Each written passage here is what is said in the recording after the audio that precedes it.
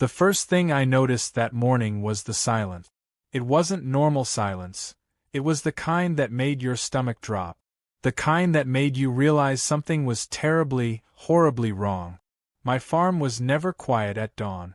It was supposed to be filled with the sound of my prize rooster, Clucky, crowing his heart out like he was the king of the world. But today? Nothing. Just an eerie, unnatural stillness. And then I saw it, the feathers. A trail of them, leading toward the woods. My breath hitched as a sick feeling crept up my spine. Clucky never left the coop on his own. Someone had taken him. I sprinted across the yard, following the feathers like breadcrumbs, my boots kicking up dirt as panic set in. A horrible image flashed through my mind, Clucky, helpless, in the hands of someone who didn't understand his worth. Clucky wasn't just any rooster. He was the reigning county fair champion, a legend in this town. He had reflexes like a boxer, a personality bigger than most people I knew, and a strut that could put runway models to shame. But most importantly, he was supposed to win me $10,000 at the upcoming national poultry competition. Losing him wasn't an option. My pulse pounded as I reached the edge of the woods, scanning for any sign of movement. That's when I saw it. A single shotgun shell, freshly spent, lying on the ground like a discarded cigarette butt. My heart stopped. Then, like a bad dream, I heard her voice. Well, look who finally showed up, Karen drawled, stepping out from behind a tree, her manicured nails tapping against the wooden stock of her hunting rifle. Her blonde bob was tucked under a camo cap, and she had the smug look of someone who thought she was the smartest person in the room. My hands clenched into fists. Where is he? She gave a casual shrug. Oh, that noisy thing? Took care of it. You're welcome, by the way. I blinked. My brain struggled to process her words. Took care of it? I repeated, my voice dangerously low. She smirked. Let's just say your little feathered alarm clock won't be bothering anyone anymore. My vision turned red.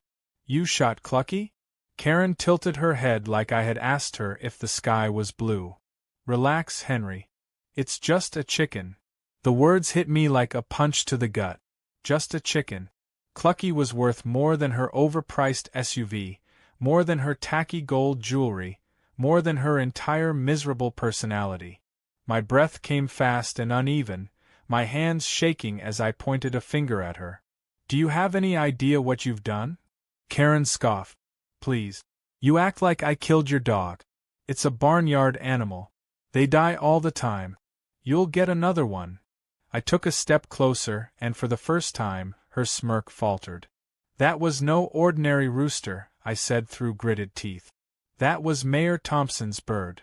The color drained from her face, so fast I thought she might faint. What? I crossed my arms, watching her eyes dart back and forth like a trapped animal. Yeah. Clucky wasn't just mine. I was taking care of him for the mayor until the competition. You know, the one with the $10,000 prize? The one he was counting on. I let that sink in, enjoying the way her confidence crumbled. You didn't just shoot a chicken, Karen. You shot the mayor's prize champion. Karen's mouth opened and closed like a fish gasping for air. Oh no. No. She clutched her forehead. I didn't know. I thought it was just some random farm bird.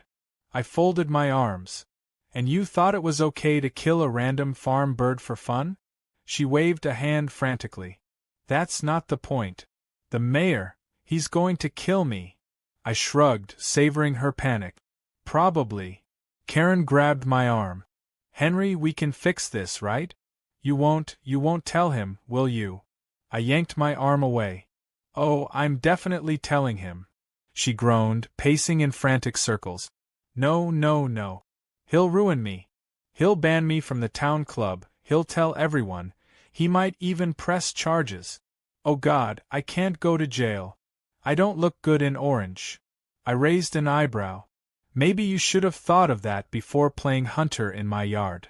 Karen stopped pacing and spun toward me, her eyes wild with desperation. Wait, maybe we don't have to tell him. What if we find another rooster?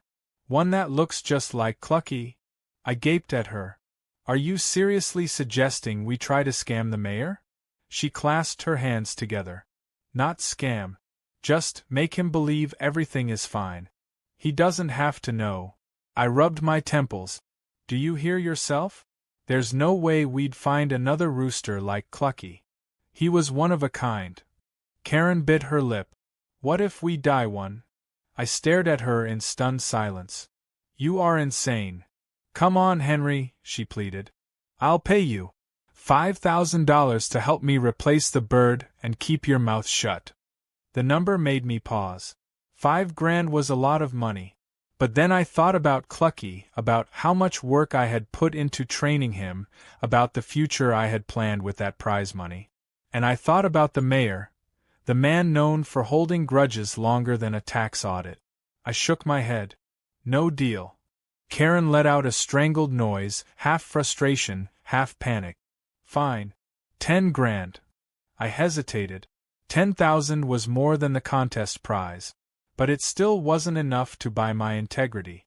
And besides, I had a feeling the mayor would make this situation a whole lot more entertaining than just money. I grinned. You know what, Karen? I think I'll let the mayor decide how to handle this. Her face contorted into pure terror. Henry, wait. I turned on my heel and started walking back to my truck. Karen's panicked footsteps followed behind me, but I didn't stop. Because this was about to be the most entertaining mess this town had seen in years. Karen was losing it. As I drove back toward town, she was practically glued to the passenger seat, rattling off a million reasons why we couldn't tell the mayor.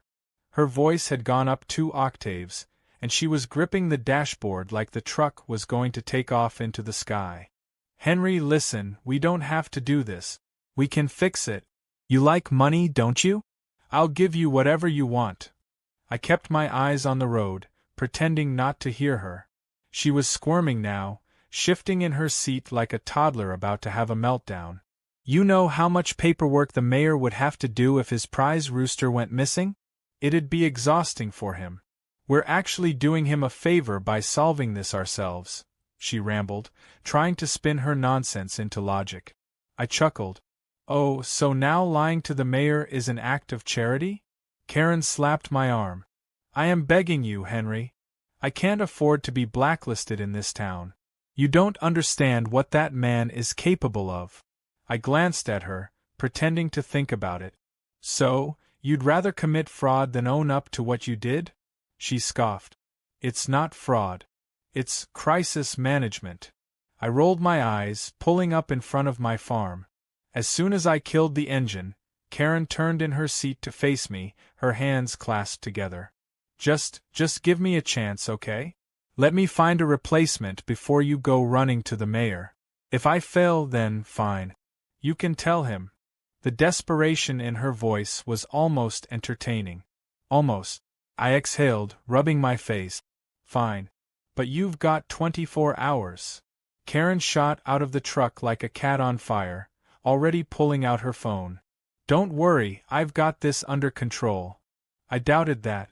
The next few hours were an absolute disaster. I spent the afternoon watching Karen run around town like a lunatic, trying to find a rooster that even remotely resembled Clucky. She went to the local feed store first, harassing the owner, Mr. Jenkins, into showing her every bird he had. After 30 minutes of intense scrutiny, she stomped out, grumbling about how none of them had Clucky's natural charisma. Then she tried the neighboring farms, knocking on doors and offering ridiculous amounts of money for any bird that was regal, proud, and slightly menacing. At one point, she ended up at old Mrs. Patterson's farm, where she nearly got pecked to death by a rooster named Diablo. I was laughing so hard I almost fell out of my truck. Finally, after exhausting every logical option, Karen resorted to the most ridiculous plan yet. She bought a random white rooster, then stopped by the local craft store and loaded up on hair dye and fabric paint. I watched in horror as she set up a makeshift grooming station in my barn, holding up a picture of Clucky while mixing colors like she was about to paint a masterpiece. This is insane, I muttered, arms crossed as she attempted to brush blue streaks into the poor bird's tail. Karen scowled. Desperate times call for desperate measures. The rooster squawked and flapped wildly, knocking over the paint bottle. Blue dye splattered across Karen's expensive yoga pant. She screamed in frustration, throwing the brush across the barn. I bit back a laugh. Wow. That went well. She turned on me, eyes wild. You're enjoying this, aren't you? I shrugged. A little. Karen groaned, slumping onto a hay bale, rubbing her temples. Okay. Plan B. I raised an eyebrow. There was a plan A? She ignored me, pulling out her phone again. There's a guy I know. He deals in rare poultry. I stiffened. Karen, please tell me you're not calling some kind of illegal bird dealer. She waved me off. It's not illegal. It's just slightly unethical. I shook my head. No. Absolutely not. I'm not getting arrested over your stupidity. Karen sighed dramatically. Relax. He's just a guy who breeds exotic birds. If anyone has a clucky look-alike, it's him. 10 minutes later, we were pulling up in front of the sketchiest farm I'd ever seen. The whole place looked like it belonged in a crime documentary. The barn was barely standing, the fences were falling apart, and the air smelled like something had died recently. Karen hopped out like this was totally normal, strutting up to a greasy-looking man in a tank top and cargo shorts. His name was Ronnie, and he looked like he hadn't slept in 3 days. You looking for birds? He asked, scratching his neck. Karen nodded eagerly. We need a rooster. One with an attitude. Preferably one that looks like it could steal your wallet. Ronnie smirked. I got just the thing. He led us to a pen in the back, where a massive, mean-looking rooster was pacing like a caged lion. The thing was terrifying. Its beak looked sharp enough to slice through steel, and its eyes had a murderous glint. Karen clapped her hands together. Perfect. We'll take him. I grabbed her arm. Are you insane? That thing looks like it eats other chickens for sport. She pulled away. He's got presence. That's what we need. Before I could protest further, Ronnie opened the pen, and the rooster lunged. Karen screamed as the bird took flight, claws out, aiming directly for her face. The next 10 seconds were pure chaos. Karen fell backward into the mud, the rooster flapping and pecking at her like she owed it money. Ronnie was too busy laughing to help. I stood there, arms crossed, watching Karen wrestle with her bad decisions. Eventually, she scrambled to her feet, hair a mess, covered in mud and feathers. Fine. This was a bad idea. Let's go. As we drove back in silence, Karen slumped in her seat, arms crossed. This is all your fault. I let out a disbelieving laugh. My fault? You're the one who shot the mayor's bird. She groaned, rubbing her face. There's no way out of this, is there? Nope. We pulled into town just as my phone rang. I glanced at the screen, and my stomach dropped. Mayor Thompson. Karen saw the name and gasped. Oh no. Oh no no no. I took a deep breath and answered. Hello? The mayor's voice was eerily calm. Henry. We need to talk. Now. Karen let out a strangled whimper. I nodded. Be there soon. As I hung up, I turned to Karen, who looked like she was about to pass out. You ready? I asked. She swallowed hard. Not even a little. I put the truck in drive.